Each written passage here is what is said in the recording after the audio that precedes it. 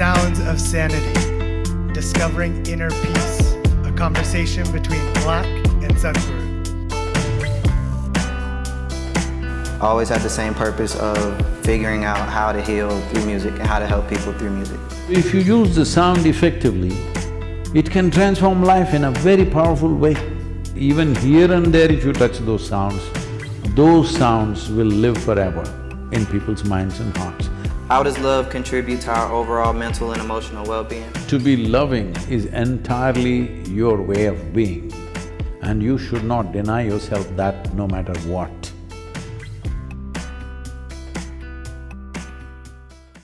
Jananam sukhadam maranam karunam milanam maduram smaranam karunam kalavashadiha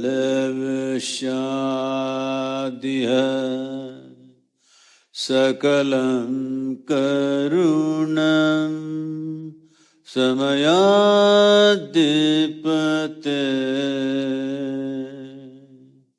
akilam karunam. Good evening everyone. I said good evening.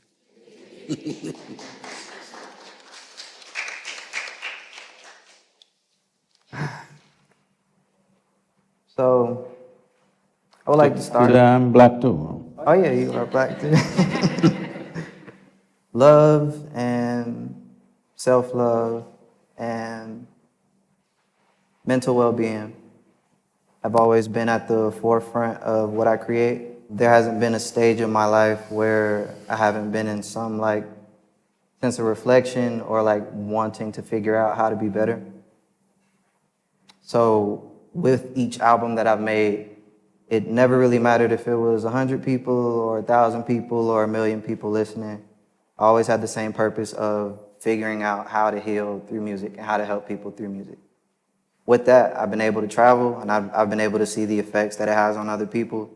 And as much as I want to say responsibility, I also don't want people to shy away from it. So sometimes I like to say it's just a beautiful opportunity to be able to do something that impacts people and that gives you a vehicle and that gives you a moment to make an impression. So with love and with self-love and with my mental and emotional state being the most important thing, I hope that it has always had a relatable effect on the people that listen. I hope that you've been able to take something away from it because it's not the popular thing. It's not the most lucrative all the time, but it's the most necessary. And thank you.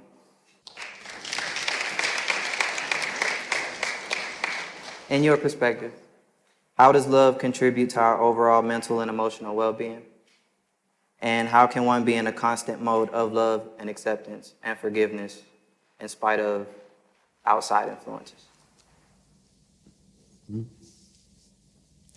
If this body becomes pleasant, we call this health. If it becomes very pleasant, we call it pleasure. If this mind becomes pleasant, we call this peace. If it becomes very pleasant, we call it joy. If our emotions become pleasant, we call this love. If it becomes very pleasant, we call it compassion. If our very life energies become pleasant, we call this bliss. If it becomes very pleasant, we call it ecstasy. If our surroundings become pleasant, we call this success. Only to create pleasantness around us, we need the cooperation of people and forces around us. But to create pleasantness of body, pleasantness of mind, emotion and energy is 100% our business. Hello? you want to create pleasantness in this hall, you need everybody's cooperation. To create pleasantness within this one is 100% my business, isn't it? So, love is a certain sweetness of our emotion. You may direct it at somebody, if they are here. If nobody is here, you can simply sit here in a loving way. It's not about somebody or something. It's just that maybe there is a longing to share. That's fine. But it's the sweetness of our emotions. If you're sitting here and somebody sitting in that corner loves you immensely, doesn't change your life. But if you're sitting here and feeling love even for something that's not here, it changes your life, isn't it? Because it's your emotion. Above all, we need to understand all human experience, absolutely. Our pleasantness, our nastiness, our love, our hate, our misery, our joy, our pain and pleasure, agony and ecstasy, everything happens within us. Have you ever experienced anything outside of yourself out here? Hello? You have? Really? Did you experience something here? Anything that ever happened to you happened only here, isn't it? Even this light and darkness is only happening within you. Stimulation may be from outside, but the experience happens only within you. Or in other words, the seat of your experience is within you. When the seat of your experience is within you, if you are sitting on that seat, obviously you would make the experience the way you want it. If I ask you a simple question, will you answer? If you say yes, if you say no, if you say silent, I'll bless you for all the three, it's up to you. If there was a choice between being pleasant within yourself and unpleasant within yourself, what's your choice? If there was a choice between sitting here in a loving manner or in an angry and hateful manner, what's your choice? Loving. Then what? There's no problem with anybody here. The only problem is they're not consistent, they're not sustainable. Hello? Sustainability is the issue. Otherwise, there's no problem with any human being. We have, like for the last 27 years, we have programs going on in the prisons of southern India. We did some here also in Kentucky and Pennsylvania prisons. I've met the most wonderful people, but if you look at their life's actions, they have done some horrible things, absolutely horrible things. But if you keep them happy and they're with you, they're absolutely wonderful people. So I'm saying, all the horrible things are simply because somewhere inside you're feeling horrible. You're feeling unpleasant. That unpleasantness permeates in so many ways. So one simple thing we need to understand is, love is not what you do, it is something that you can become. You can become love. But unfortunately, everybody is trying to do love, make love, not become love. If you have become love, you can look at a man, a woman, a tree, a dog, an insect and be the same way, or close your eyes and be loving. Because it's your business. The way you keep yourself is entirely your business. How you relate to the world around you?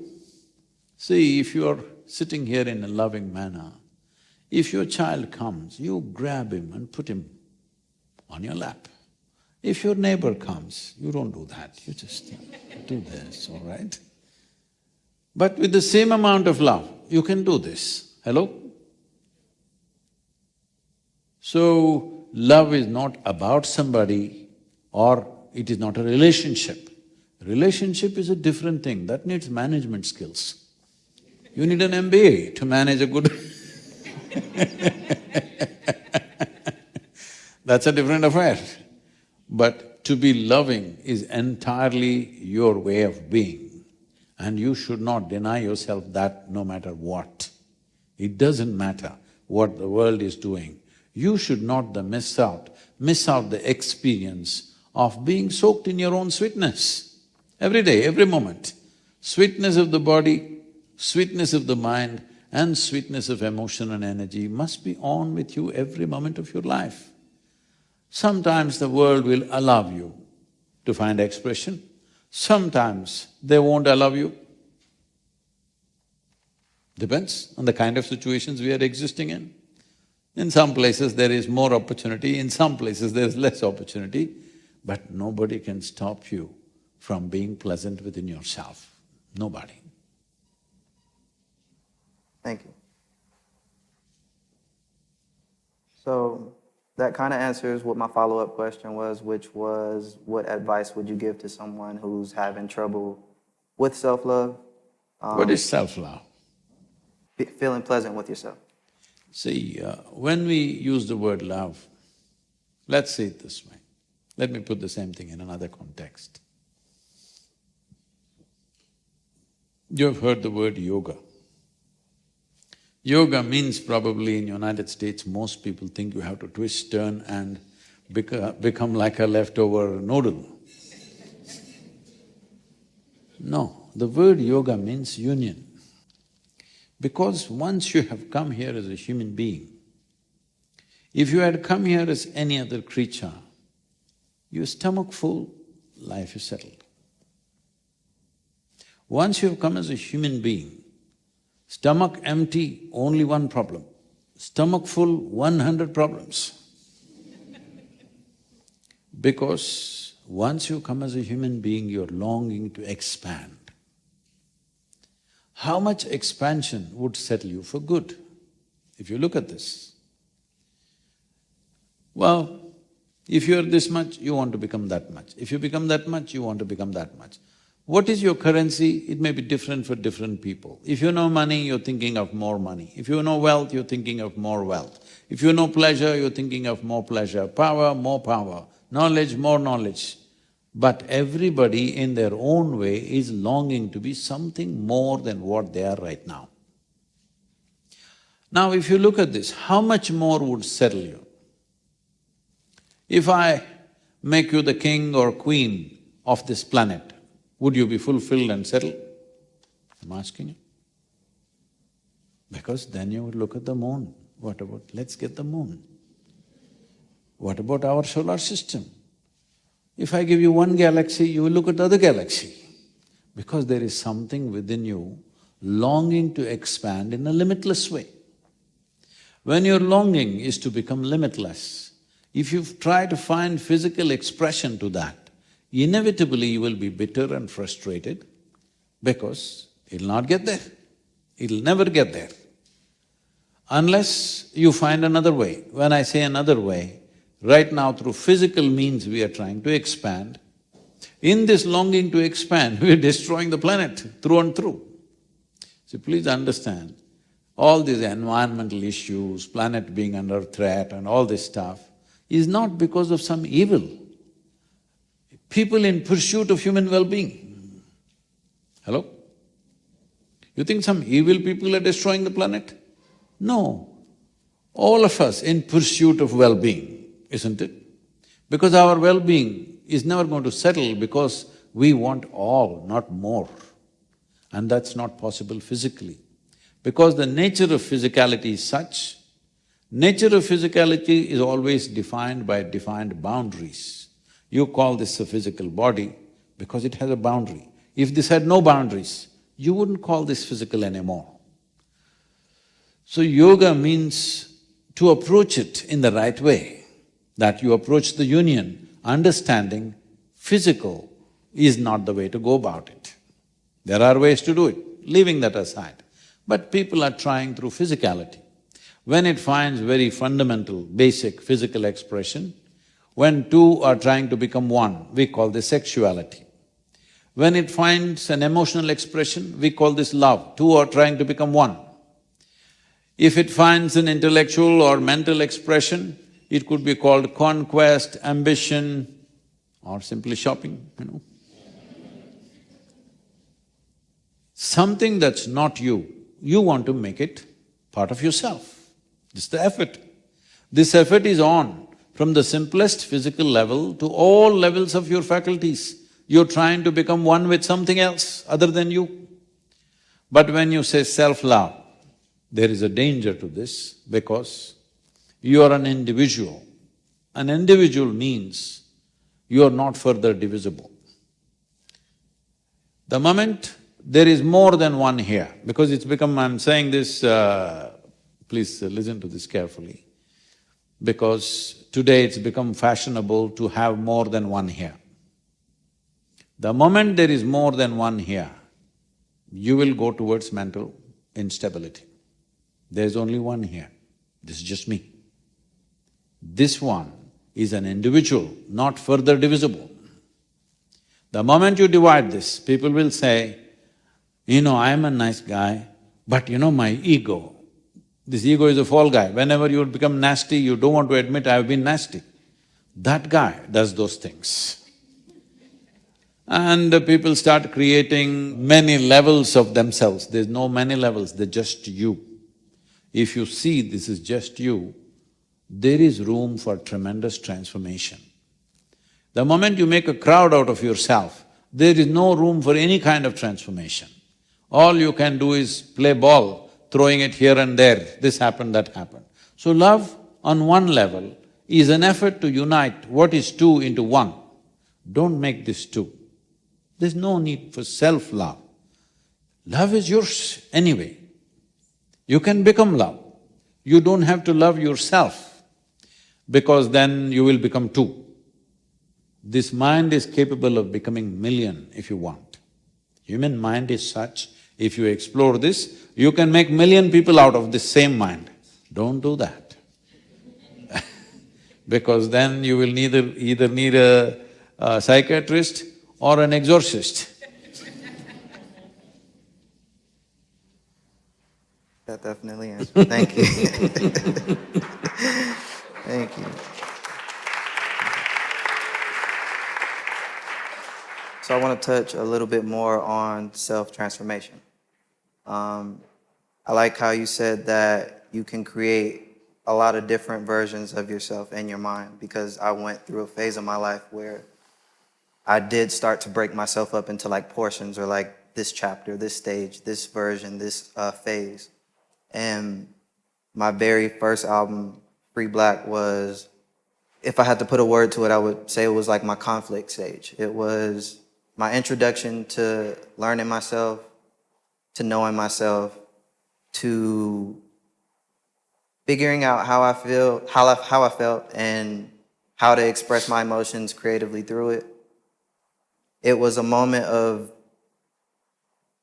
not feeling like I deserved much and being so stuck inside my head that even down to the imagery of how we released the album, everything was muted, it was monochromatic, my hair was covering my face, my head was down. And that was one stage of my life. And then I graduated to the second album, which was East Atlanta Love Letter, and we introduced color into everything that I started to do. The first picture that I ever posted in color was a picture of my daughter. And for anybody who was following the story, it was a moment for all of us to kind of celebrate, because up until that moment, I didn't see any reason for a change in my personal life. And that was my album of acknowledgement and reflection. And then the most recent album, Since I Have a Lover, is me in a state of practice. Everything that I experienced the first 2 times around had finally made it to the point where I could look in the mirror and say, yes, you talked a good game. Yes, you have an idea of where you want to go, how you want to be, who you want to be. But what are you doing every single day to prove it to yourself? When you wake up, what is the routine that you've implemented to show yourself that you deserve everything that you're wishing for? What is your practice? These were my different versions of myself. These were the different stages of how I had to grow, from conflict to acknowledgement into practice. So how has your personal journey and experience influenced your teachings and guidance for others seeking self-transformation and well-being? What's your love life like? Say, this is the nature of life. First being, because you're a certain kind of being, you do certain things. Because you do certain things, you may get to have certain things. What you will get to have is not determined by you, but in the times that we exist. Today, in 21st century, because of who you are, maybe you're driving a certain kind of automobile. If you were here 500 years ago, maybe you would get a certain kind of buffalo. I'm saying what we get to have is not ours, it's the times in which we are existing. But unfortunately, most people start their life with what they want to have, for that what they should do, and because of that they become something. This is just trying to run the life in the reverse manner. First being, if you take any other life, you take a bird, it is a certain kind of being, because of that it'll do certain things. Because of that, maybe it will get certain things, maybe it gets protected. Many others have been killed and eliminated, some have been protected because of the things that they do. So, instead of being, doing and having, most people today are trying to go from having, they want to have this, so they do this and they get here. Even if they get there, then there is no joy to life because it's a struggle within oneself. See, there are challenges in the world. The more you try to do, the more challenges. But if you yourself are a big challenge, how to deal with life? There are so many people and situations which will throw challenges at you as you try to do more and more in the world. Endless number of challenges. But I should not be a challenge in my own life. I should not be an impediment in my own life. There are 1,000 impediments in the world. Well, some we will cross gracefully, some we will struggle, some we will not cross maybe, always there. So, you want me to talk about myself? I must tell you a little abridged story about it. You have few minutes for this. So this is one thing. Because you go to school, almost everybody goes to school today. In your school, they reward only your memory, not your attention. If you remember the damn textbook, they will say you are number one.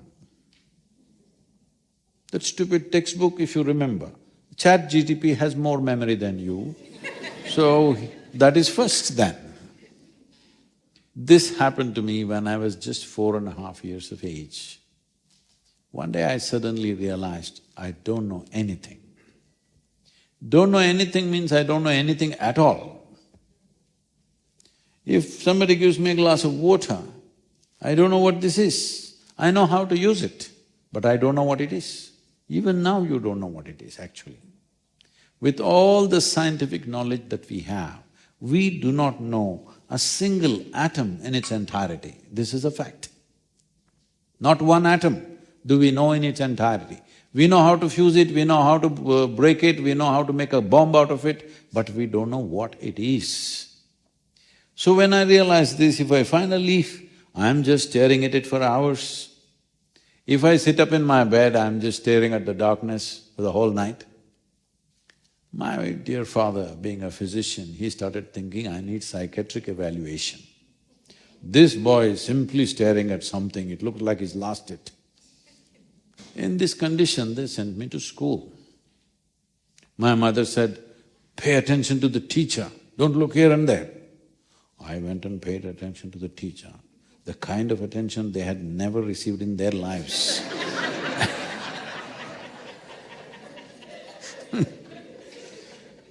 And initially I kind of understood what they were trying to say, but after some time I realized, teacher after teacher, every 45 minutes new teacher is coming.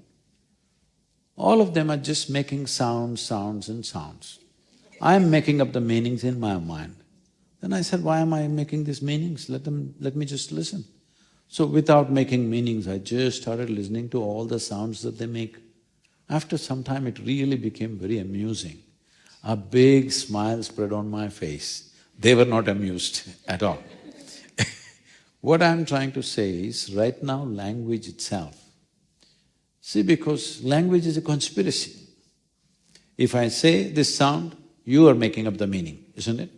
Suppose I start speaking a language that you don't understand, just sounds, isn't it? India India is a nation where originally there were about 19,000 languages. Today in use are 1,300 languages, okay? So every other person speaks a different language. Most of the time they're making sounds as far as you're concerned.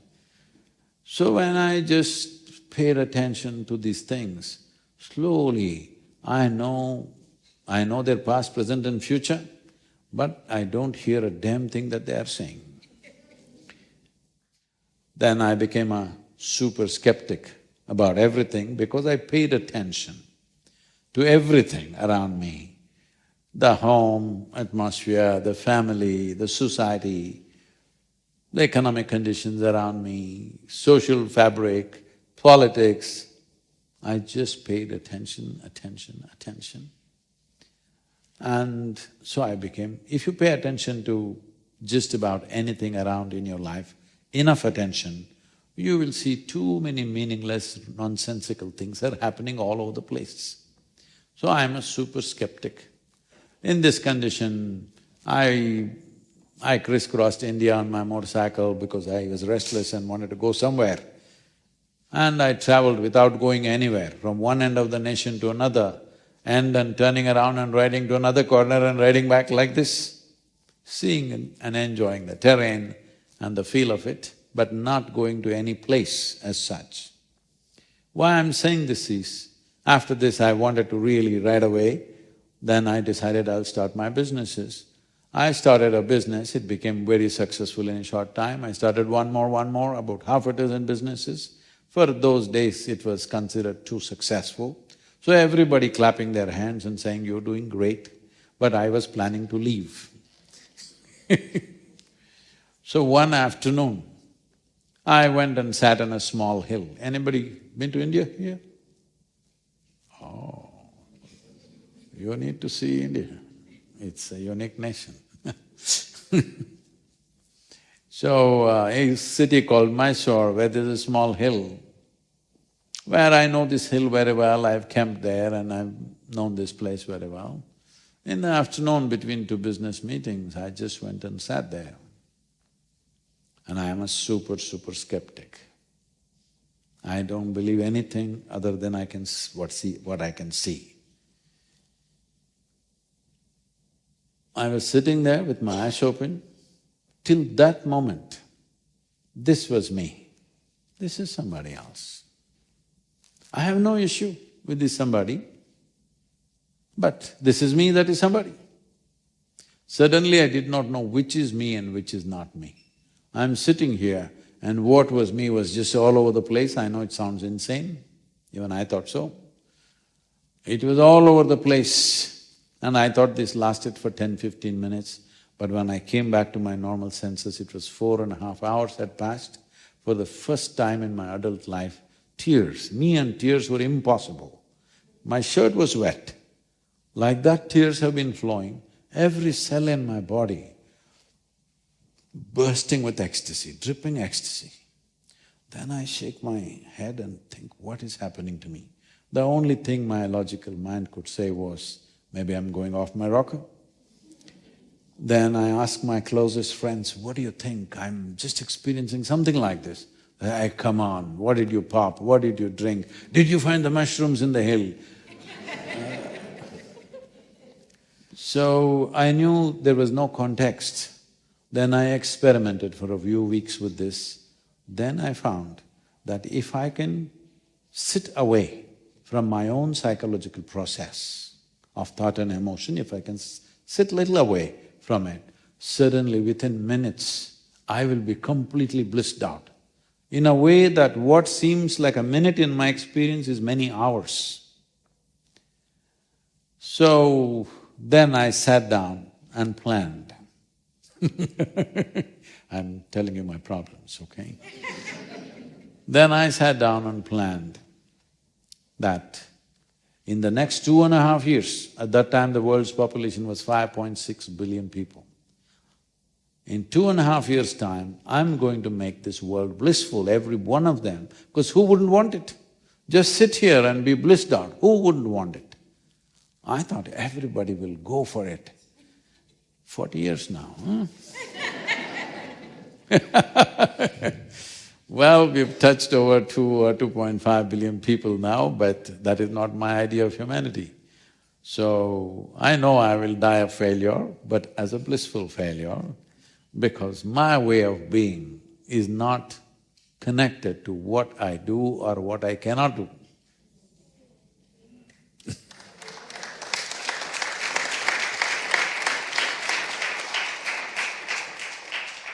I'm learning just as much as y'all learning today. I want to touch a little bit on spreading the message of bliss, but in the midst of a lot of traffic and a lot of outside energy and a lot of pressures of the industry. I remember, for me personally, when I came into really the Interscope offices when I was getting ready to sign my first deal. And I was trying to figure out, like, how do I set the tone? How do I let it be known, like, why I'm here, and how do I, like, clear space for me to be able to continue, like, what I feel like my purpose is? And for me personally, it came in the form of telling them, like, I was an album artist. And that can mean a bunch of different things to different people, but for me, it meant I want to focus on, like, the story of what I'm doing. I want to focus on the entire message of what I'm doing, and I don't want to necessarily be here just to go to radio. I don't want to be here just to make money. I don't want to be here just to pump out a bunch of products. I want to focus on telling my story, and that requires a certain amount of living and experiencing and learning. So I went through that process for those 3 albums, and in the midst of figuring that out, I just found myself in that state of confusion, and I found myself in a state of being overwhelmed, and I was trying to be and do so much for so many other people that eventually I looked up and I was burnt out, and I felt like I had overextended, and I was holding, like, this message and this flag, and I was trying to bear it so hard that I just completely forgot to like you said, sit with myself and find that bliss and find that happiness. What advice would you give for navigating through what we're all pretty much, everybody in here is a creative in some kind of form, but navigating through that with the norms of the industry not necessarily being considerate of that?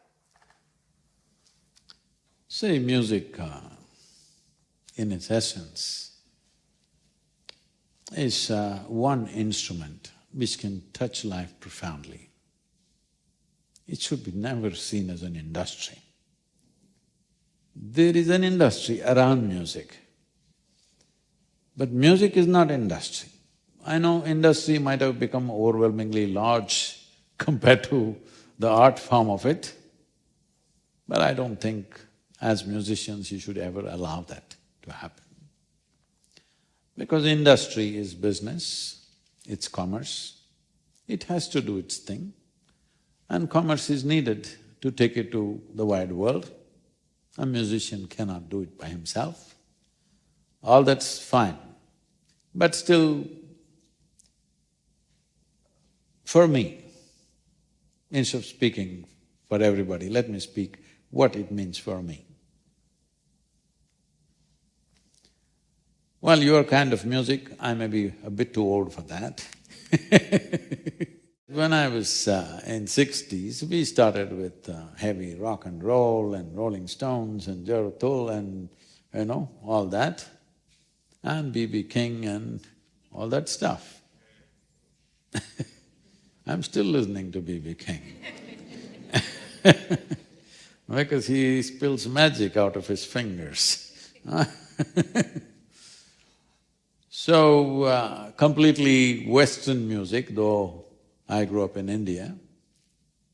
One day in the university there is an open-air theatre where about, 8,000–10,000 people can sit. I'm just riding on my motorcycle. My motorcycle is loud enough so that it blurs out everything. I like the music of the engine. That's my constant companion. But then I heard some strange kind of sound which got me by the gut, literally. It just literally drew me and I just rode towards the open-air theatre. And there was some small security and then they tried to stop me, I just rode straight through. This open-air theatre, me and my friends have been using, which is like an arena, to ride the motorcycles up and down the steps. Okay, I never thought of attending any event there. In the last few years, I have been doing events there. So I just rode to the edge of the arena and stood there and they were playing some kind of an instrument. I did not even know the name of the instrument at that time. Very slow, simply dong, like that. I just sat there with tears flowing down. I couldn't believe it. What are they doing to me? It's like they grabbed me from inside out. This was the beginning of Indian classical music for me. Then all this body-shaking music went out of me, suddenly it just got me from inside. As I became more and more meditative, this classical music became more and more prominent for me and I started seeing what sound can do. In most of my programs today, I use music in such a powerful way that simply by uttering a sound, you can make people burst out in so many different ways. So we need to understand this. Even according to modern science today, what seems to be solid material is not really that. It is a reverberation of energy which makes it this way. Where there is a vibration, there is bound to be a sound. Not all sound is audible to our ears, only a small frequency of sounds are audible to our human ears. What is above that is ultrasonic, what is below that is subsonic. Many animals, elephants, whales and others are communicating in subsonic sounds, you don't hear that. Similarly, there are some who are doing in ultrasonic sounds like the bats and others, which you cannot hear either. We are only hearing a range of sounds.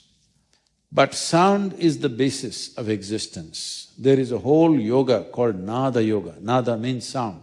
There is a whole yoga as to how to approach your ultimate nature through the use of sound. There are scriptures talking about, first there was a word. See, if I say a word now, let us say, I say some word for which you don't understand the meaning. It's just a sound, isn't it? Word is human mind interpreting it as a word. Otherwise it's just a sound. Sound is existentially true. Words are made up in human societies. So if you use the sound effectively, it can transform life in a very powerful way. Not just about creating emotions and this and that. It can be both self-transformation and transformation for everybody who comes in touch with it. So for all this, the most important thing is a very intense and keen sense of attention. And if you touch those sounds, even if not in everything, even here and there if you touch those sounds will live forever in people's minds and hearts. There is music, when I say B.B. King, the guy is going boom, all right? Because some sounds touched everybody. Doesn't matter what culture, where you are, what time, you listen to it after 100 years, still that sound touches you in some way, because sound has this power. And musicians should pay that attention and try to find that sound which will touch every human being who is sitting here. Not only human being, right now some of the Indian musicians are experimenting with animals and they find animals are keen listeners. If you make certain sounds, they're listening so intently. Thank you. So Conscious Music Circle is co-presenting this event. What work are you and your team doing within the music industry, and how can this community of people who haven't been to India, who are just learning about you, how can we get involved? I'm not a trained musician, I know nothing about that, but I have an ear, too, I mean. I have attention. If I listen to something, I know whether this is going to touch somebody or not, clearly. So in that sense, well, today there is so much music happening around the world, so many varieties of music. There are cultural aspects which you're trying to fulfill, I understand that, that has to be respected. In different cultures, different kind of things are appealing to people, talking about that day's issues, problems, solutions, all this aspect is there. But music is beyond all the causes that we hold. It may serve some cause, but music must be seen as something which is above that, because sound is the most fundamental thing in the universe.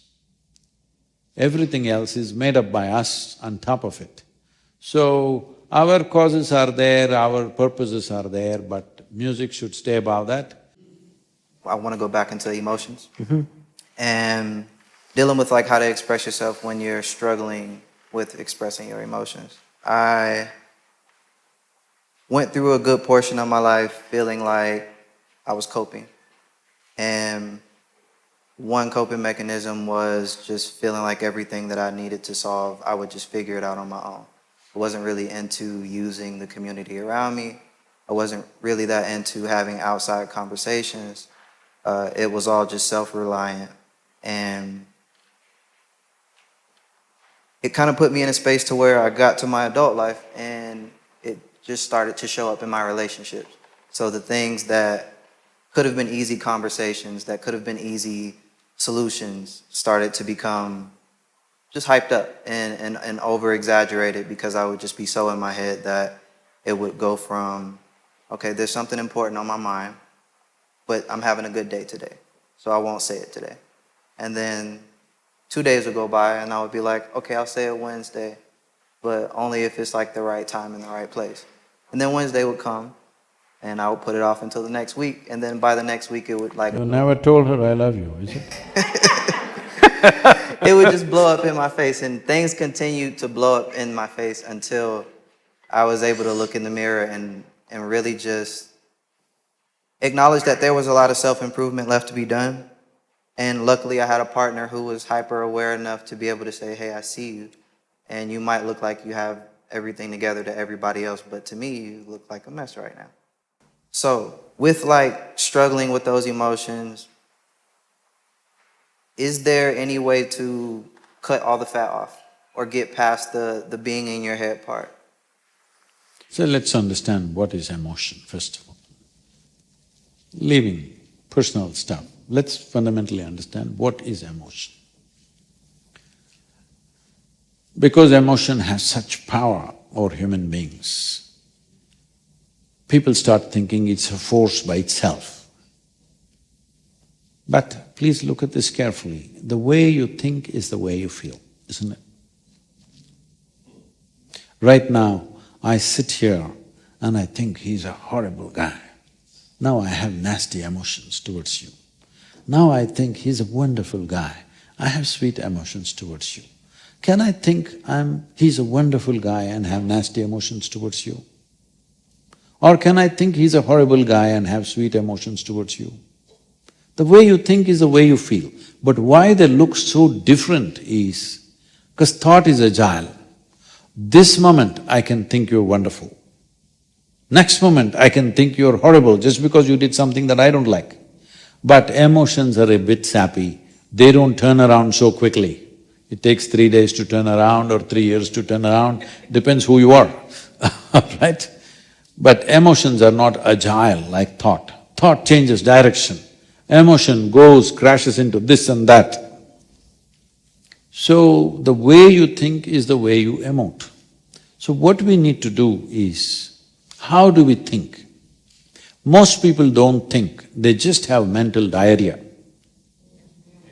It's just running. Why is there a mental diarrhea like this? Why would there be a physical diarrhea? Something that should not go into the stomach has gone, isn't it? Hello? Bad food? What has happened to this? The fundamental is this. See this body, you were not born like this, you were born this much, now you become this much. How? The food that you've eaten. So this body, what you call as myself right now, is an accumulation over a period of time. For everybody, I'm saying. Whatever we have eaten has slowly gathered. What is this mind? All the impressions that we have gathered, slowly accumulated. Anything that we accumulate, we can say, this is mine, this belongs to me. But you cannot say it's me, isn't it? Right now, if I say, this pot belongs to me, this is my pot, you will think Sadhguru's got some problem. But let's listen some more, everybody's saying his voice. After some time I say, this is me, then you'll say, let's go. It's clear. Hello? The moment you claim something that is not you as myself, it's very clear, it's a case. This you're doing every day. Food appears in your plate, you say, this is my food, you eat it and then you say, it's me. This is where it starts. The moment you identify yourself with something that you are not, after that, mental diarrhea cannot be stopped, do what you want. The harder you try, the faster it runs. Because in this mind, there is no subtraction and division. There is only addition and multiplication. If this thought is going on, I want to remove it, there is no such thing. If you remove it, it'll become 10. But you can distance yourself from that. This is what I said in the beginning. If once you create a little space between yourself and the psychological process, you will see the chemistry of the body changes so dramatically. Today, we have a research center in the Harvard Medical School which is studying all this. You must see what they are putting out. There are many things, I will not go into the science of it. One thing that would interest you is, there are endocannabinoids in the body. That is, body produces its own cannabis, you know that. Oh, you didn't give it an opportunity.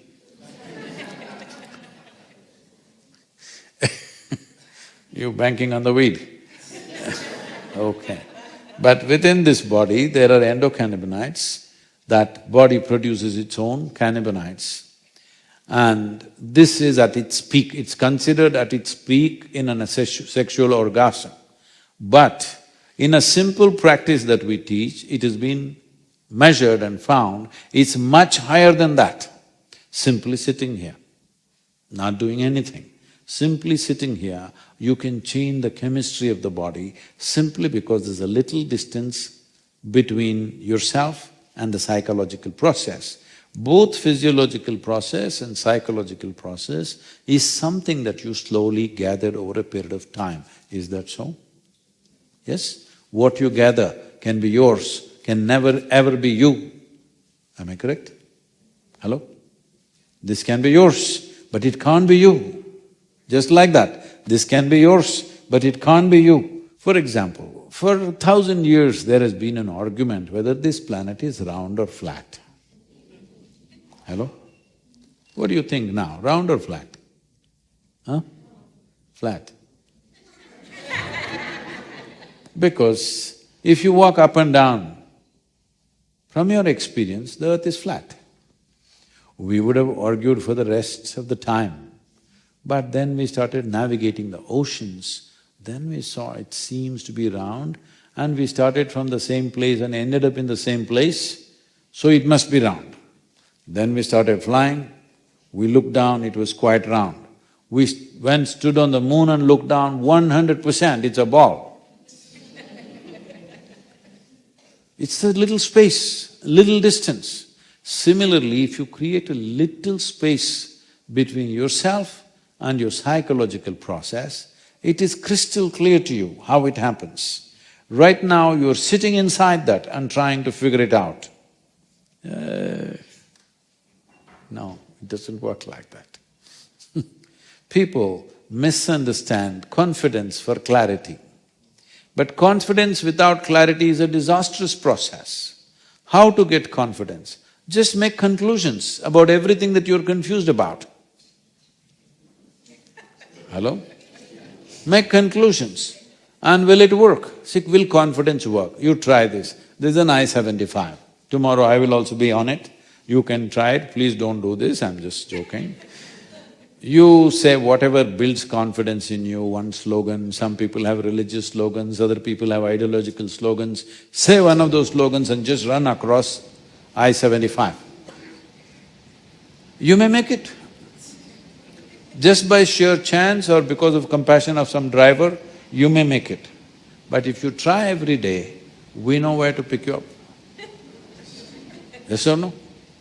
So confidence is like this, because it is like… See, if you flip a coin and make all the decisions in your life, 50% of the time you will be right. But if you're right only 50% of the time, there are only two professions left for you. You can either become a weatherman or an astrologer. Everywhere else you'll be fired. Thank you. So I don't want the entirety of the conversation to be me picking his brain and me sharing my personal experiences, so I do want to get ready to break for questions, but before we do that, Junior, where you at? Oh man, thank you so much for this talk. It's been incredible. I would love to know what inspired, one of the most interesting things I found that you've been doing recently is that you had a trip across the country where you were essentially, trying to spread the message about some of what you taught us today, which is the efforts of saving the soil, right? Not across the country, from London to southern India, 24 nations, 27 nations. You're crazy. Clap it up for that, please. Incredible, incredible.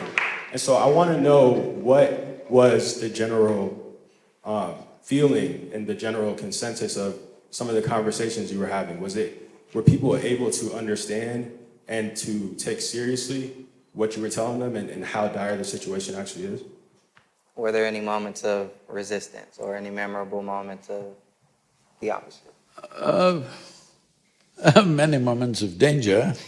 You would have killed yourself 100 times over, because I not only rode the motorcycle, I did 691 events along the way in 100 days, averaging nearly 7 events per day and riding sometimes nearly 24 hours, many days over 18 hours.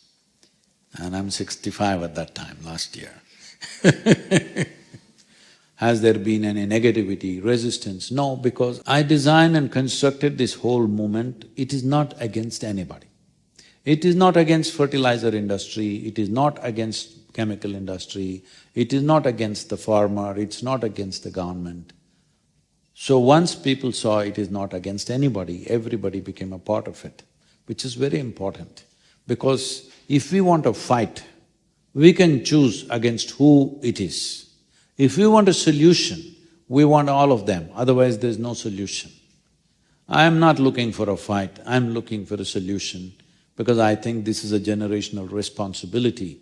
If this one thing we don't do, I'm telling you, if soil regeneration on the planet does not happen, doesn't matter how much wealth and education and whatever nonsense they have, the next generation, I'm saying those who will be born in the next 10 years, they cannot live well no matter what you do.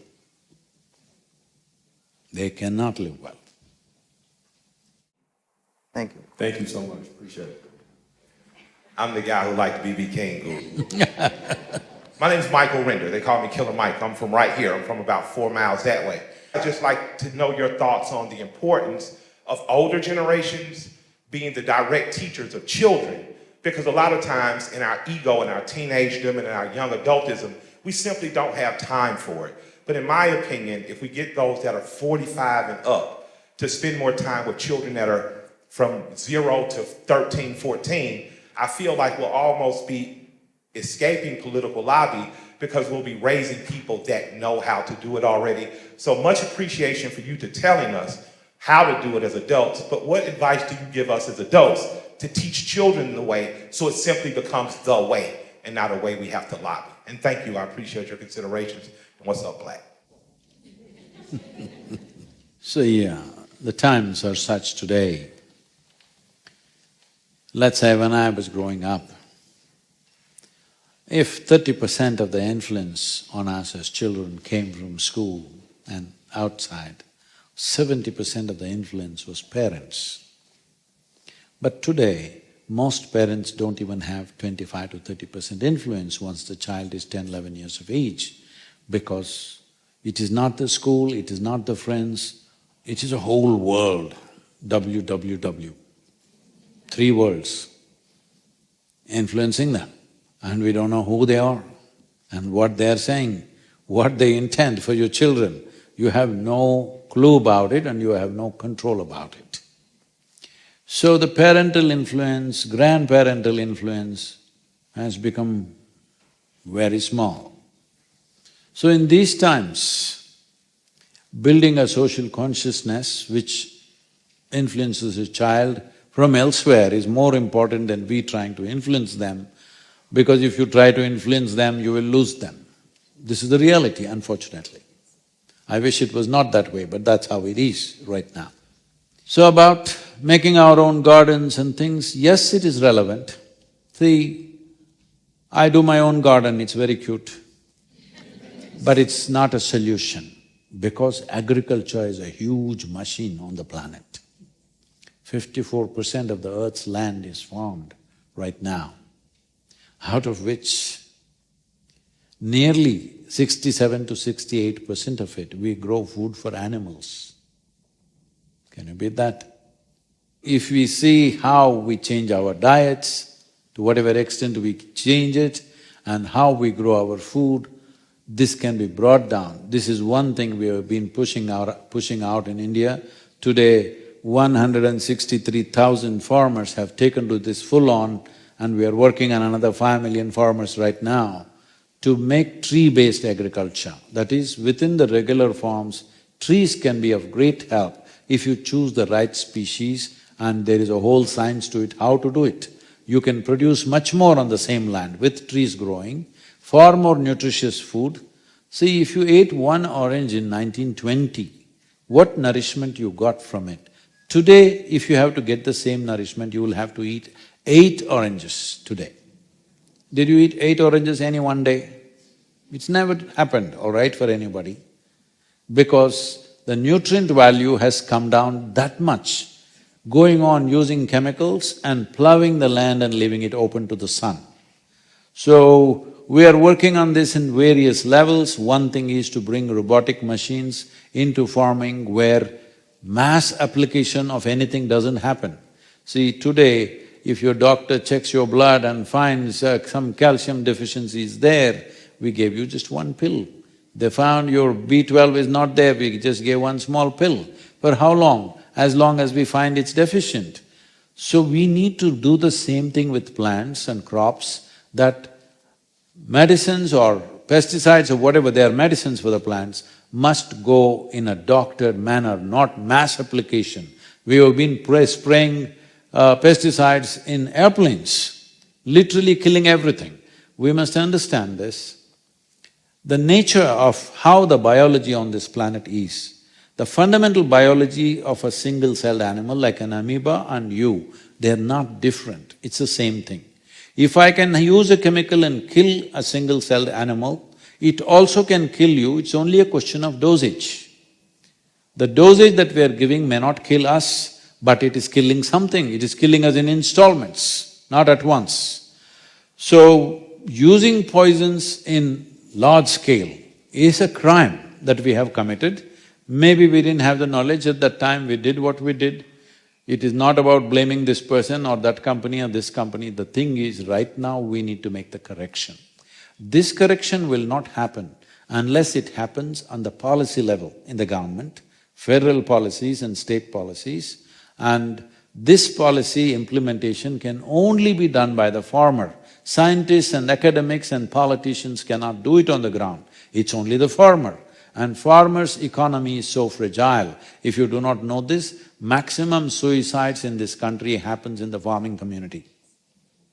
Their whole family shooting themselves because nearly 50% of the American farmers haven't earned a single dollar in the last 12 years. They're just going into deeper and deeper debt. Over 40% of the American farmers don't own the land, they're renting the land. So this is a dangerous situation. Now you're waiting for wheat to come from Ukraine. What happened to us? When we have a whole continent here, we need wheat from another place in Central Asia? This has happened because we've been destroying this wantonly. It is time to turn around, it's still not late. If we are committed to this, within 10 to 15 years, we can make a significant turnaround, which we have proven on land for the last 30 years with hundreds and thousands of farmers. But still it's a drop in the ocean because policies have to come in. Now Indian government is investing in this. Since we started this campaign, they've invested one tranche of about $2.4 billion, another one of $1.3 billion in the last 2 years, which is not enough, but it's a good beginning. Every nation has to do this, some European nations are beginning to do. United States has done very little, but it is very important US sets an example. If US sets a good example, the world will take to it. Caribbean nations are very deeply committed to this and they are going. Many African nations are looking at this, Asian countries are looking at this. But it's very important, European Union and United States must set a big example and make this an international mandate that if you own land, see for example, if you go to any old part of any city, people have built homes next to each other, okay, sharing a wall. That means there is no concept of a window, one door to go in, one door to come out, all right? But today, if you want to build a house in Atlanta, if you have 10,000 square feet, you can't build 10,000 square feet, you have to allow some space for yourself, for your neighbor and all these things. So there are laws in urban land. But in rural land, if you have 100 acres of land, in the next 10 years you turn it into a desert, there is no law to ask you, why are you doing this? We are asking for laws. If you have an agricultural land, minimum 3% organic content you must maintain because land is not your property, it's a legacy. Soil is a legacy that's come to us from previous generations and it's our fundamental responsibility to hand it over that way to future generations. We are not the last generation, though many of the young people call themselves Generation Z. We are not the last generation, hello? My name is Jazz. I want to say thank you to both of you for coming out tonight and speaking with us. I want to know from both of you, what are the practices, the habitual practices that you do that help you be more mindful of your inner spirituality? You came here for work and you started off with meditation, and I really appreciated that. So I'd like to know, what are your practices? Do you meditate daily, multiple times a day? And then you, Black, what are your practices that you do that don't include any vices? Because I feel like a lot of times nowadays, a lot of us turn to vices to kind of cope, deal, de-stress. But what are your practices, your daily practices that help you be more mindful, that make you be more calm as you go on in life with the stresses of everyday life? For me, journaling, writing down what I'm grateful for, even if it's something as simple as the air that I'm breathing, the food that's on my table, my daughter's laugh, the conversation that I navigated in the right way, like giving myself almost like task and assignments. But since we're out of school, there's nothing to actually force us to do anything. So it's like, if you want to just chill, if you want to just relax, if you want to have a lazy day, it'll happen. But for me, writing it down, therapy was a great outlet for me, because before that, I didn't really have a mentor. I didn't really have an outside person to go to for advice. So opening myself to having somebody tell me about myself was another thing that sharpened me a little bit. But yeah, besides journaling, besides therapy, besides making sure I take care of my body, obviously yoga, meditation, unplugging if I need to turn all the notifications. Well, I haven't had notifications on my phone for the last 6 years. So if you text me, it don't pop up. If you tweet me, it don't pop up. If you Instagram me, it don't pop up. I have to go in and actually make it an effort to see it. And that just keeps like a certain… You tell him. Unplug, brother. But no, that keeps like a certain amount of just like space for me to just enjoy my day and enjoy myself and be present. So those are a couple of things: meditation, writing it down, stepping outside, taking time off, being off the internet, spending time with the people that I love. Like those are the most common things, and that's been like the rotation for me lately. So they sound normal, but it's easy to slip out of it and to, you know, when you wake up in the morning, first thing you do is get on Twitter, get on Instagram, see what the news is, see what somebody said, who's on Shade Room, I've been trying my best to just like get all of that out of my life. And at the very least, save it for the middle or the end of the day when I've built up a capacity to really handle it. And if I start my day in the right way, if I take care of my body, if I have the right conversations, then I feel more conditioned to handle anything else that happens. What do you do?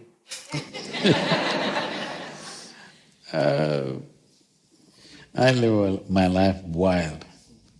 No discipline, I don't know where I will sleep, where I will wake up. If I sleep on the same pillow 2 nights, it's a luxury. I'm always somewhere else. So, I don't have any discipline, except that my day normally extends to 18 to 20 hours, trying to slow down a bit, but it's only picking up speed and momentum. But because I made myself in such a way that nobody other than me determines what happens within me. So nobody can frustrate me, nobody can make me unhappy or angry. So I have no issue if they wake me up at 2 a.m. in the morning and ask me something. I have no issue because the most important thing is, first of all, I made up my mind very early.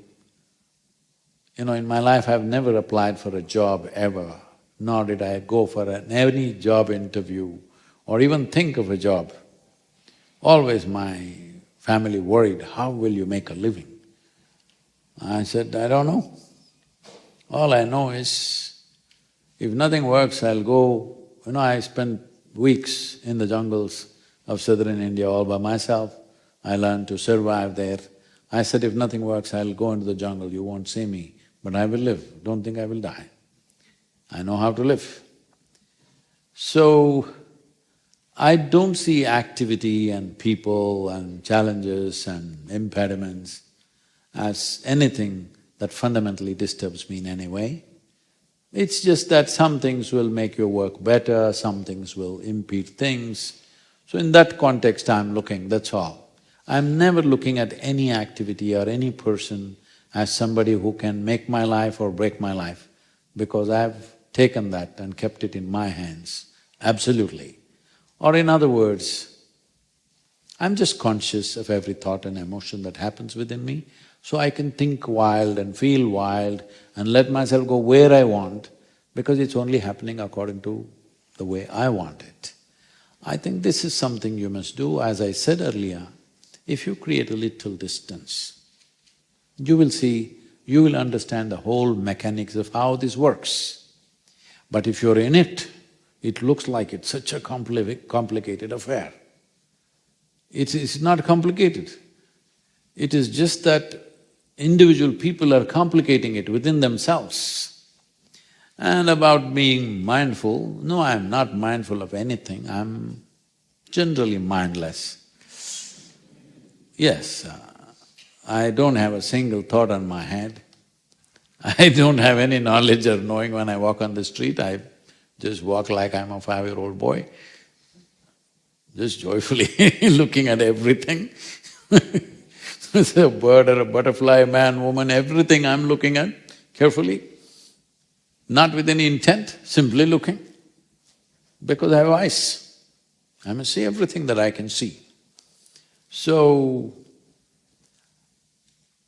if you have keenness of attention, both internally and externally, I don't think you have to struggle with who will disturb you, what will disturb you, what will throw you off. No.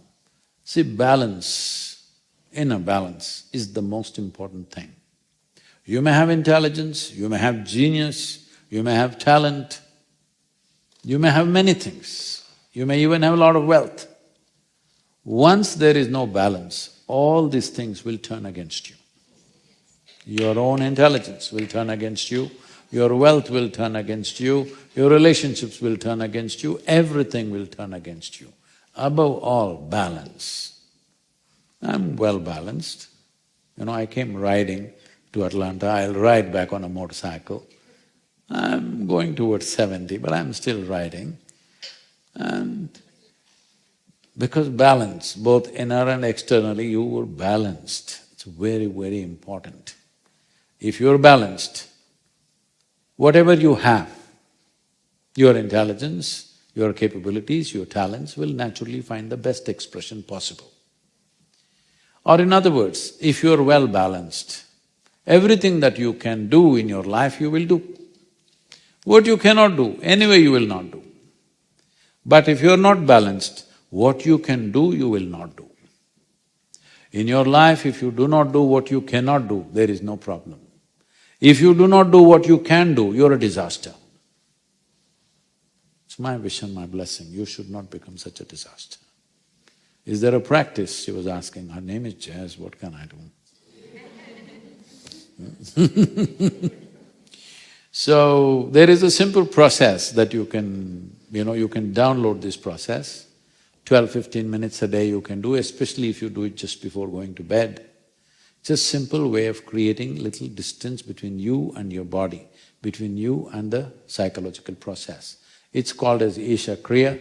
Initially you listen to it and do it, it's guided for some time. If you do it for, let's say, maybe 15 days or a month, after that you can even do it without any guidance, you can do it by yourself. Every day, just reminding yourself and linking your breath to it, because breath is an important part of who you are, in the sense. Nobody has forgotten, we all came from our mother's wombs, hello? Not forgotten, long time ago, so I'm asking. We came from our mother's wombs. When we were in our mother's womb, there was a maintenance pipe connected and she ate for us, she breathed for us, everything we got from that. We came out of our personal mother's womb, but even now we're in a womb. See, right now, all these things, unfortunately, the modern science has made it mundane. There's no experiential thing to it. We are in this atmospheric bubble. For your body to be here this way, there is a certain pressure it has to maintain. Certain amount of gaseous percentages it has to maintain. If it becomes all nitrogen, you will die. If it becomes hydrogen, you will die. If it becomes carbon, you will die. Everything is in proper balance, right amount of pressure. Little more pressure, your lungs will collapse. High pressure, something else will happen. Low pressure, something else will happen. It's just holding you like this. Is this not mother's womb? From one womb to another womb you come. Yes or no? Even now, constantly maintained. But we don't feel it because we study science like it's some ABC. There's no feeling towards life around us. Simply everything, ecology is some kind of a subject. No, we are part of the ecology. Hello? When did we become separate from the ecology? So this is important that you feel it. Once you see something as a part of yourself, nobody has to teach you any morality, any values, ethics, nonsense. What you see as a part of yourself, you will anyway take care of it, isn't it? This is what yoga means, not twisting and turning, not Lululemon. No, I'm not against any brand, I'm just saying that's not what yoga is about. When you do yoga, we always say when you do classical yoga, you must wear an organic cloth which is loose, which doesn't touch your body. But in America, it's just the reverse, skin-tight nylon stuff you're wearing. See, we do everything wrong and we hope something right will happen. That's not the way life works here. Unless you do the right things won't happen to you.